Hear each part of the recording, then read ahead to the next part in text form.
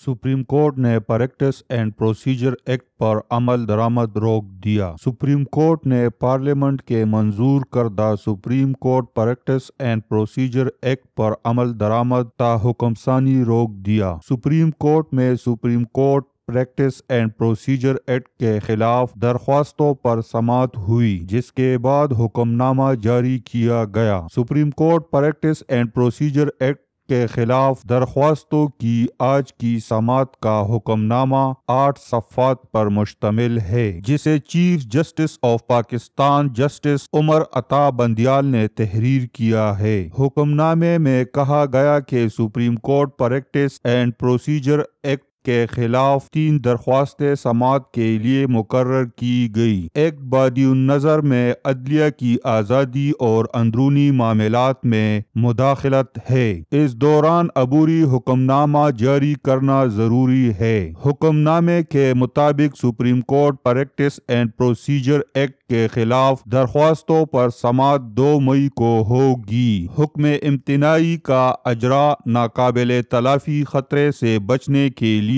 ضروری ہے۔ صدر مملکت ایکٹ پر دستخط کرے یا نہ کرے، دونوں صورتوں میں یہ تا حکم ثانی نافذ العمل نہیں ہوگا۔ حکم نامے میں کہا گیا ہے کہ عدالت عدلیہ اور خصوصی طور پر سپریم کورٹ کی ادارہ جاتی آزادی کے لیے متفکر ہے۔ اس ضمن میں مفاد عامہ اور بنیادی انسانی حقوق کے لیے عدالت کی مداخلت درکار ہے۔ سیاسی جماعتیں چاہے تو اپنے وکلاء کے ذریعے فریق بن سکتی ہے۔